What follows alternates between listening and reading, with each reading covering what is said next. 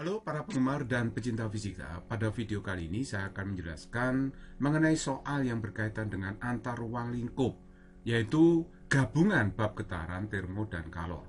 Nomor 1, ruang pendingin sebuah kulkas didesain untuk menghasilkan es bersuhu min 20 derajat Celcius.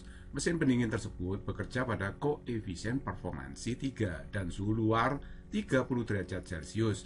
Kalor jenis air diketahui, kalor jenis es juga diketahui, kalor lebur es diketahui, dan ingat satu kalori itu adalah 4,2 Joule.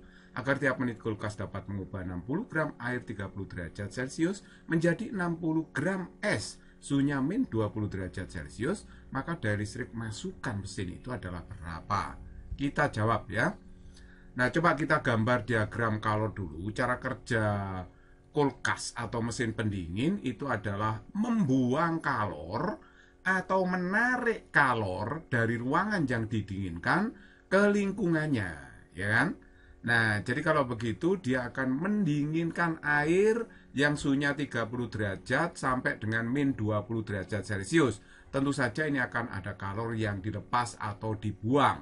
Nah, kalor yang dibuang inilah kalor yang harus ditarik keluar dari dalam ruangan yang didinginkan. Nah, jadi air suhunya 30 derajat Celcius ini harus mendingin sampai 0 dulu kalau ingin menjadi es. Nah, kalau air sudah mencapai suhu 0 derajat Celcius, air ini akan membeku seluruhnya tentunya jadi es. Nah, terus kemudian es yang suhunya 0 derajat Celcius ini terus turun suhunya sampai suhunya min 20 derajat Celcius. Saya tadi sudah mengatakan bahwa kalor yang dilepas itu sama aja dengan kalor yang harus ditarik keluar dari ruangan yang didinginkan. Nah, jadi kalau begitu, kalor yang ditarik keluar itu adalah jumlahan dari Q1, Q2, dan Q3. Karena Q1 itu berupa suhu, ini kan berupa suhu, maka rumusnya adalah Mc delta T atau mecat.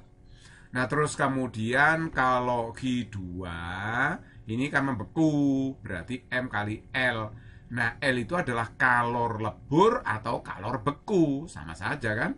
Nah, terus kemudian ini juga berubah suhu, kalor yang dilepas Q3, ini berubah suhu dari 0 hingga min 20 derajat Celcius. Nah, karena berubah suhu, maka rumusnya adalah mecat lagi, Mc delta T gitu ya. Delta ini saya baca mirip A ya, saya baca mecat. Nah, kadang-kadang ada yang menyebut mecotot ya, boleh ya. Oke, nah sekarang perhatikan M-nya ini kan 60 gram. Saya taruh di sini ya. Kalor jenis air itu 1, delta T-nya 30 dikurangi 0 ya 30 ya kan. Massa yang dibekukan itu kan massa air seluruhnya 60 dikalikan kalor beku atau kalor lebur 80 ya toh. Nah, kemudian massa es yang turun suhunya itu ya 60 juga ya kan. Nah, terus kemudian kalor jenis es itu setengah, dalam soal sudah diketahui ini setengah ya. Nah, terus kemudian delta T-nya berapa? Ya 0 dikurangi min 20, berarti 20 ya. Sekali lagi 0 dikurangi min 20, hasilnya adalah 20. Nah, kita tinggal hitung aja sih. Berarti kalor yang ditarik keluar dari ruangan yang didinginkan adalah 60 kali 30, 1800. 60 kali 30, 4800. Yang ini hasilnya adalah 600. Nah, kalau saya jumlahkan, berarti ini hasilnya adalah 7200 kal. Ya kan? Tetapi ini masih kal. Lah, 1 kal itu 4,2 Joule. Nah, ini saya kalikan 4,2, hasilnya adalah 30.240 Joule. Gitu ya, 30.240 Joule. Nah, sekarang kalau kita menghitung koefisien performansi dari mesin pendingin ini, simbolnya adalah Kp atau C kecil, kadang-kadang disimbolkan seperti itu, yaitu berapa kalor yang ditarik keluar dari mesin pendingin, nah dibagi dengan tenaga listrik masukannya. Jadi ini energi listrik masukannya ya. Nah, kalau begitu, energi listrik itu bisa saya urai menjadi daya listrik dikalikan dengan waktu. Nah, ini saya alihkan ke sini ya. Jadi daya listrik kalau begitu saya tarik ke ruas kiri, yaitu kalori yang ditarik keluar dibagi dengan Kp kali T. Nah, kita tinggal masukkan kalori yang ditarik keluar adalah 30.240 dibagi dengan 3 kali 60. Ini adalah 180 ya. Jadi 30.240 dibagi 180. Nah, ini hasilnya adalah 168 watt. Jadi kalau begitu jawaban yang tepat di sini adalah B. Nomor 2, gas sebanyak N mol bertekanan P Pascal dan bersuhu T Kelvin disimpan dalam sebuah silinder yang berdiri tegak. Tutup silinder berupa piston bermassa M kg dan luas penampang S meter kuadrat dapat bergerak bebas. Mula-mula piston diam dan tinggi kolom gas H meter. Kemudian piston ditekan sedikit ke bawah sedalam Y meter, lalu dilepas sehingga berosilasi. Berosilasi itu bergetar ya. Jika suhu gas tetap isotermis selama proses ya, gas berperilaku sebagai pegas dengan konstanta pegas K Newton per meter, dan hubungan antara H dan Y seperti ini ya, H dan Y seperti ini, maka frekuensi getaran piston sama dengan berapa? Oke, kita jawab. Nah, ini sudah saya gambar, ini maksudnya pistonnya ya. Ini pistonnya pada posisi awal, ini pada ketinggian H.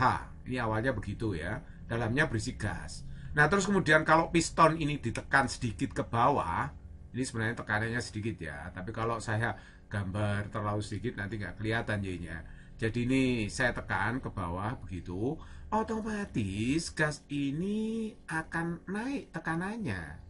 Ya kan? Karena volumenya turun ini. Nah, oleh sebab itu nanti ada gaya reaksi yang menekan ke atas di sini ya. Jadi ada gaya F1 pada posisi 1. Nah, pada posisi 2 itu ada gaya F2. Nah, gaya yang memulihkan ke kondisi setimbang itu nanti adalah selisih F2 dengan F1 ini. Karena ini kalau saya tekan ke bawah, nah terus kemudian saya lepas, ini akan balik lagi. Dan piston ini akan bergetar naik turun seperti itu ya. Nah, naik turun seperti ini. Jadi kalau naik turun itu berarti bergerak harmonik sederhana. Asumsinya begitu ya, bergerak harmonik sederhana atau bergetar secara selaras. Kita bisa menghitung frekuensinya dengan menggunakan konsep gaya pemulih. Nah, ini adalah merupakan soal gabungan termodinamika atau teori kinetik gas dengan getaran. Nah, coba perhatikan di sini. Tadi hubungan H dan Y seperti ini ya. Nah, seperti ini, seperti dalam soal. Nah, ini bisa saya tulis seper H min Y. Nah, ini kan 1 per H kali 1 kan seper H ya. Ini saya pindah ke ruas kiri. Jadi min seper H. Jadi yang ruas kanan tinggal Y per H kuadrat saja. Nah, dalam soal, luas penampangnya nanti dilambangkan dengan S besar gitu ya. Nah, sedangkan persamaan gas ideal itu kan PV sama dengan nRT gitu kan ya. PV sama dengan nRT. Nah, sigma F itu M kali A pada piston yang bergerak naik turun ini. Nah, kita uraikan sigma F-nya itu adalah F2 dikurangi F1.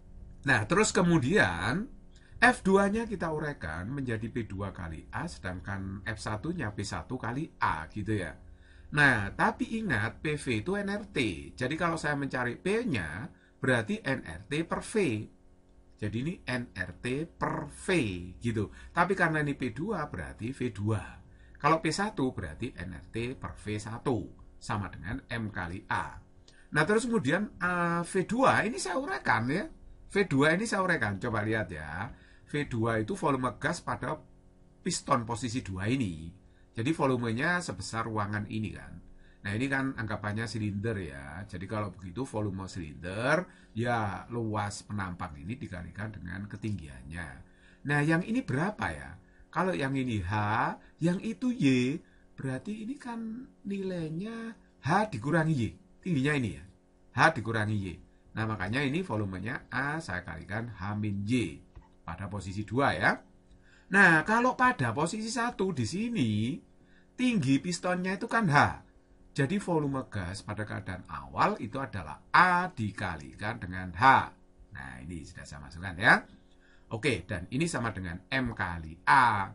Nah, kalau begitu kita bisa mencoret A-nya nih. A-nya dicoret, AA dicoret, AA dicoret, coret. Jadi akhirnya dapat ini kan. Nah, iya kan? Oke, nah terus kemudian nRT saya uraikan. nRT itu adalah P1 kali V1, P2 kali V2 juga boleh. Nah, tapi dalam soal ini dikaitkan dengan tekanan pada keadaan awal kan. Nah, oleh sebab itu ini saya ganti P1 V1. Nah, nRT yang di sini saya ganti dengan V1, V1 juga. Sama dengan yang ini ya. Dikaitkan dengan tekanan dan volume awal. Perhatikan baik-baik bahwa V1 itu A kali H, ya kan? V1 itu A kali H. Nah, terus di sini A-nya saya uraikan. Karena benda ini berosilasi, bergetar, berarti percepatannya harus percepatan getar. Percepatan getarnya adalah omega kuadrat kali Y. Perhatikan dalam perhitungan ini saya hanya menggunakan harga mutlak dari gaya dan percepatan. Kalau Anda misalkan ingin menyertakan tandanya, sebenarnya delta F itu negatif. Nanti A-nya juga negatif. Tapi ruas kiri negatif, ruas kanan negatif ya dicoret. Oleh sebab itu saya hanya memakai harga mutlaknya. Jadi A itu omega kuadrat kali Y. Nah itu nilai dari percepatan getarnya. Nah oke, terus kemudian saya pindahkan ya persamaan yang pojok tadi ke sini. Sama persamaannya dengan tadi. Nah oke, sekarang PAH-nya itu saya keluarkan. Nah ini saya keluarkan, ya kan? Akhirnya di dalamnya tinggal 1 per H min Y min 1 per H. Nah di sini tetap M omega kuadrat kali Y. Nah dalam soal 1 per H min Y min 1 per H. Itu apa tadi? Kan Y per H kuadrat. Nah ini saya ganti Y per H kuadrat. Akhirnya kita dapatkan P kali A per H. Nah ini harus sama dengan M omega kuadrat. Karena Y-nya ini dicoret kan. Y-nya dicoret. H per H kuadrat H, ya kan? Oke, jadi kalau begitu PA per MH sama dengan omega kuadrat. Karena M-nya saya tarik ke ruas kiri. Nah omeganya dapatnya akar P kali A per M kali H. Itu kan ya. Omega itu 2πf. Sedangkan A-nya ini saya ganti S. A-nya kan S ini ya. Disimbolkan S gitu, luas penampangnya. Akhirnya yang ruas kanan akar PS per MH, sehingga frekuensinya kita dapatkan 1 per 2pi akar PS per MH. Nah inilah frekuensi getaran yang dicari. Jadi kalau begitu jawabannya adalah A.